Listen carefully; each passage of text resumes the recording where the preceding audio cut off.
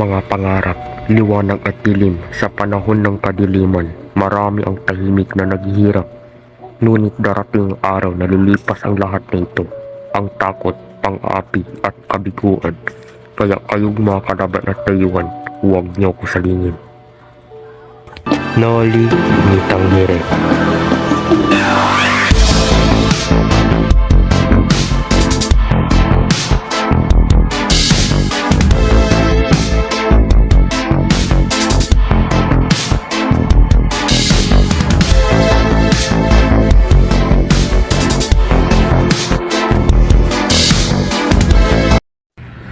Pag-ibig, pagdurusa at paghihimiksik nag-aalab para sa katarungan at kalayaan.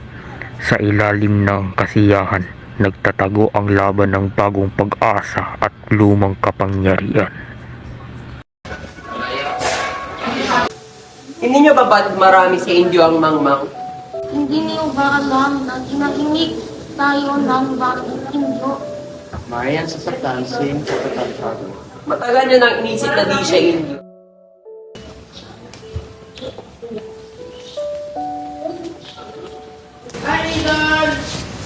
Mga kaibigan, kilala po sa inyo si Don Crisostome Ibarra, kakarating galing sa Europa.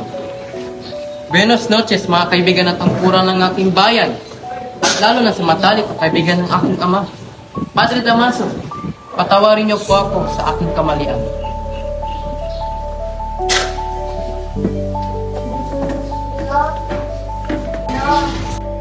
Ha! Nagkamali ka! Hindi ako ang tunay na kaibigan ng iyong ama.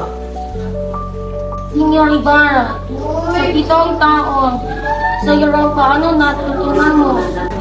Kalayaan o pagkakaalipin ng bayan ang nagdidikta ng kasaganahan nito.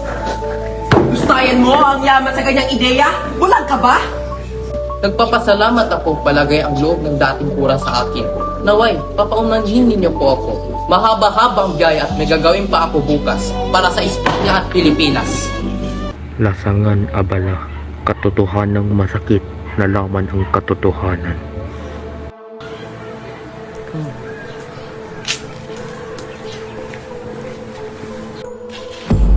Senyor Ibarra! Teniente, ikaw pala. Ginulat niyo ako. Senyor Ibarra, mag-ingat kayo, senyor.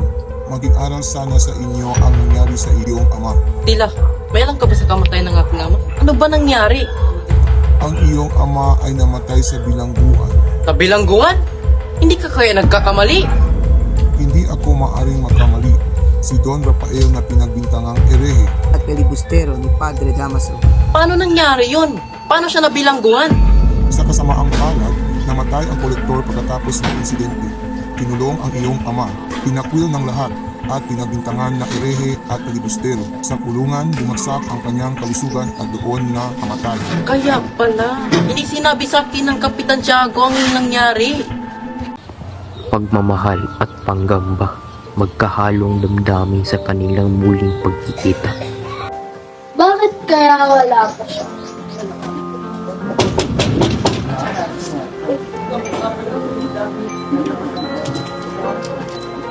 Magandang araw po, Tia Isabel. Magandang araw din, Iho. Nandito rin si Maria Clara. Sandali lamang at tatawagin ko siya.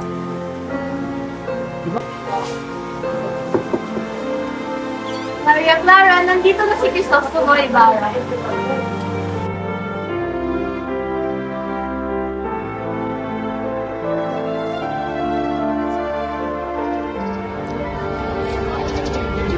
Sweetie, Archie.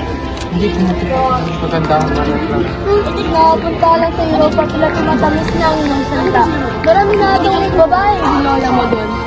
Labis ako magpapasalamat dahil mapagkasundo ako kasi ang pinakamagandang babae natin. Binobola mo na naman ako. Maria, kailangan ko ng buhay sa San Diego bukas sa araw ng mga Katolik. Ikaw, sinala mo ito sa iyong mga magulang. Maraming salamat, mahal ko. Mag-ingat ka, mahal kong Crisostomo. Sementeryo ng lihim at bighating natuklasan ang mapait na sinabi ng kanyang ama. Magandang umaga. Asan ang malaking to sa itinirik dito? Ha? Sinunog ko na po iyon. Sinunog? Bakit mo lang ginawa? Napag-utusan lang po ako ng malaking kurap. At ang bangkay ng aking ama, nasaan? Ipinalipit po ito ng kurap sa libingan ng mga inchik. At ginawa mo? Pasensya na po at masyadong mabigat at umuulan ng gabing na iyon. Kaya itinapon ko na lang po sa ilog. Itinapo mo ang bangkay ng aking ama sa ilog? Anong ginawa mo sa aking ama? Wala akong kinalaman dyan, nagkamali ka. Anong wala? Sumagot ka! Wala akong kinalaman dun, si Padre Damaso nagutos nun. Dilim ng gabi, dilim ng lipunan, pait at kirot mga inosenteng biktima ng lipunang mapang-api.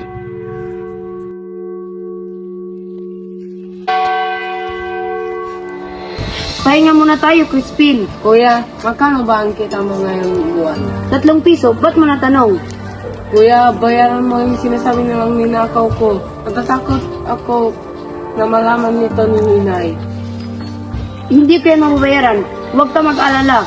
Papaniwalaan ka ni inay. Hindi nila ako paniniwalaan. Basilio, 2 real na ang multa mo. At ay hindi mo inayos pagtugtog sa kampana. At ikaw, Crispin, hindi ka makakauwi sapagkat ibayad mo ang ninakaw mo.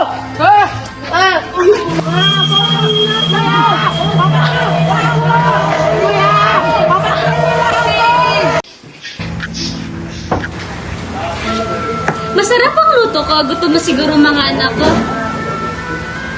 May pagkain ba? Oo, meron. Nasaan? Bilisan mo! Walang natira. Paano mga anak natin ngayon? Ano ngayon? May reklamo ka? Nasaan ang mga batang yun? Nasa kumbento, uwi na rin sila. Kawawa naman mga anak ko.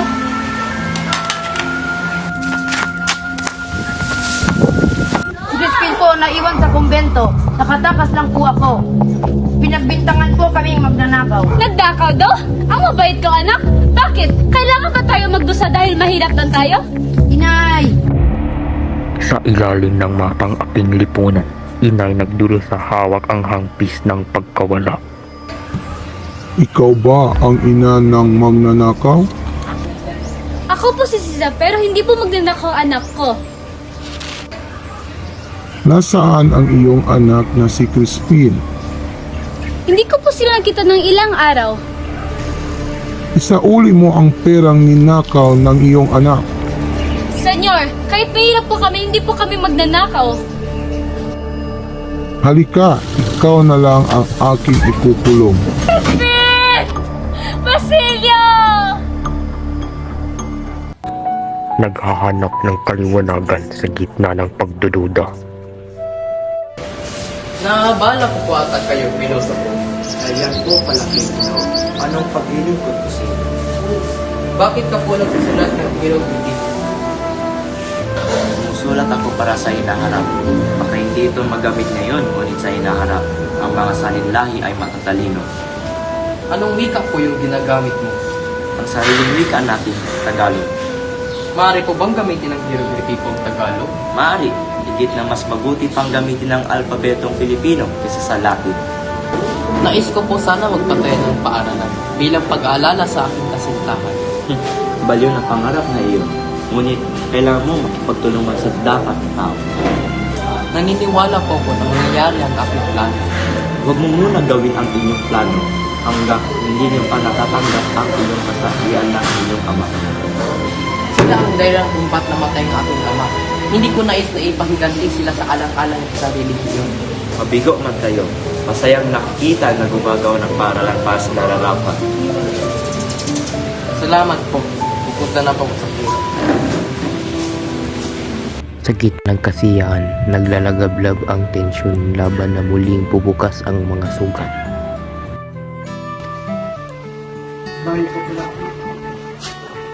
Magandang hapon, mahal ko. Ba, di ba nakakombinati? Nakakala mong sino siya pagkalabas sa Europa?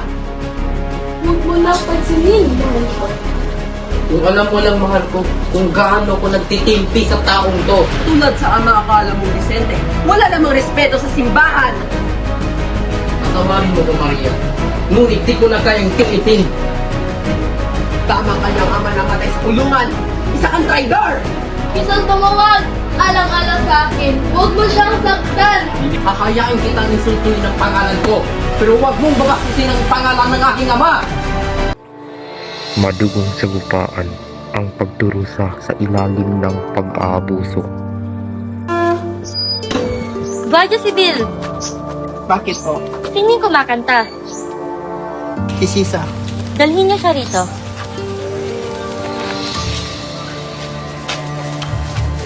Dito na po siya. Pakantahin niyo siya.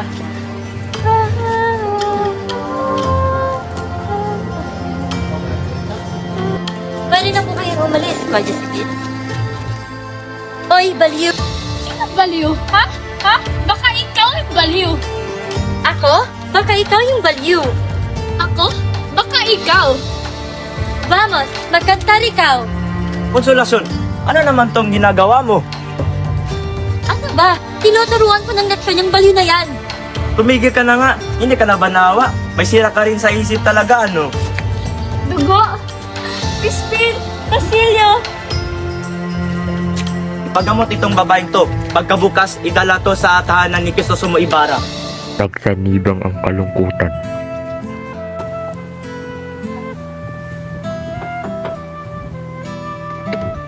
O, Doña Victorina, kayo pala. Tuloy po kayo. Kamusta po ang kalagayan ni Maria Clara? Walang pagbabago, Don Tiboso.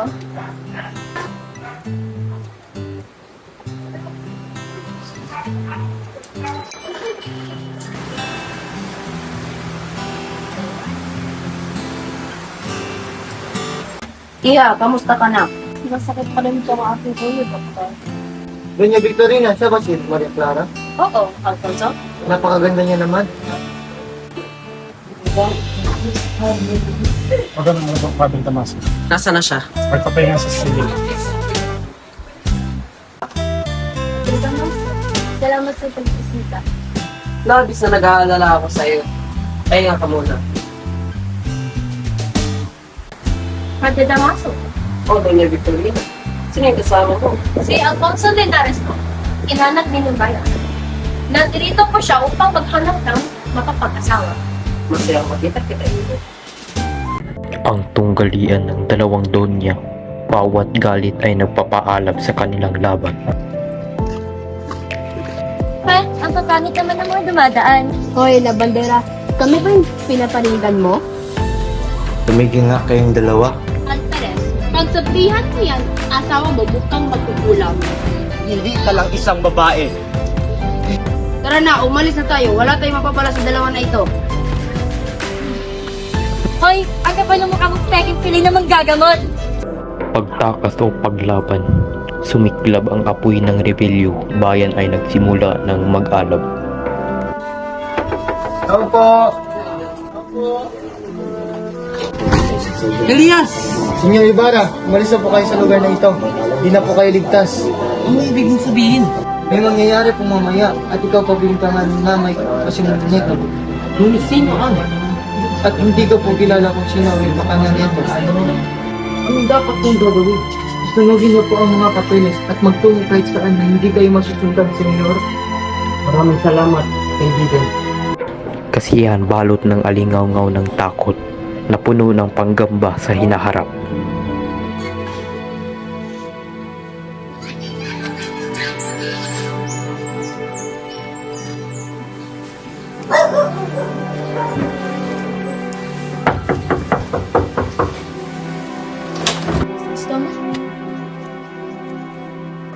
Patawarin mo kung mahal ko. Ito lang huling pagkikita natin.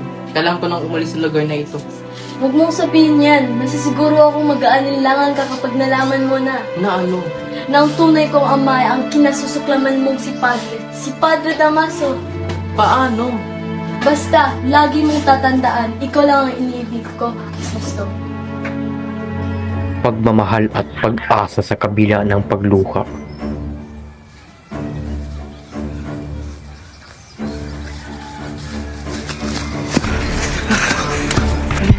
Saan po tutungo? Sa isang kaibigan ko sa Mandaluyong. Pagkatapos, magpatatag ka sa ibang lugar. Bakit di mo kasamahan? Para saan pa? Kung makabawi sa mga kasalanan ng ating ulo. May parating, magtago ka na. Iligtas mo yung sarili. Pagkita tayo sa Noche Buenas, malapit sa tubig ng Nuno. Sige. Pagluwa sa isang pikhating balita, isang laban ng pagnanasa at tunguhing pinipigilan. Ano nangyari, anak? Ba't kami iyak? Masaya na po ba kayo? Wala na siya! Ngunit, Di para lang ang mahal ko hindi si Alfonso! patawarin mo ako, anak. May pakialam ako sa relasyon yung dalawa ni Ibarra. Patawad, iha. Kung ipagpapatuloy niyo pa ang pagpapakasal namin ni Alfonso, magpapakamatay na lang ako! Patawad, anak. Pagmamahal at pag-asa sa kabila ng paglupa. Inay, Sino ka? ako po ito, ang anak niya na si Basilio. Hindi kita kilala. Huwag po kayong matakot. Basilio? Inay? Iyo. Sino ho kayo? Ano ang balak gawin mo sa iyo? Plano ko pong ilibing ngunit wala po akong pera. Kumuha ka ng panggatong at kaparapit ng mga kamatayan. Nugin mo ang aming mga katawan at magbigay mo ang makikita kang kayamanan at gamitin mo ito para sa iyong kinakabukasan. Naintindihan mo ba? Opo, Ginoo. Namamatay ako di makikita ang liwanag sa aming bayan. Huwag po, Ilyas. Bakit? Paalam, Inay. Paalam, Ilyas. Habang nilinisan ko ang bahing iniibig, pasan ko ang sugat mga pangarap na nawasak. Hindi man natupad na yon, ang hustisya darating at muling mag-aalab ang pag-asa ng ating bayan.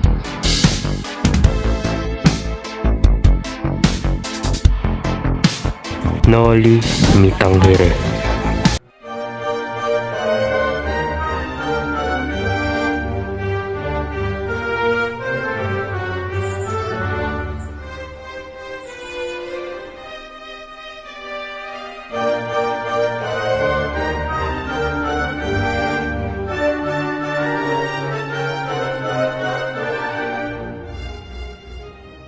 Pagod na ako mag-edit guys.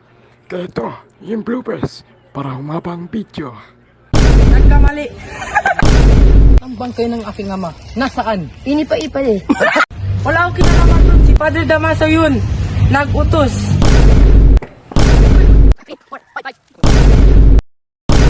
Ang ina. Sila ang dahilan kung ba't naman. Uy, ang cute-cute mo naman. Ang cute-cute oh. Diba, sabi ko sa'yo, maiti mo ko. Hindi mo ko minamaiti eh. Kung mahal mo talaga ako,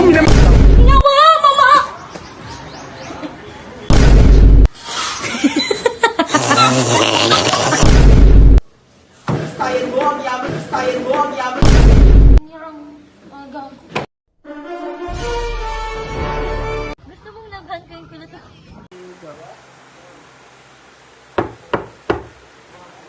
Maria Clara!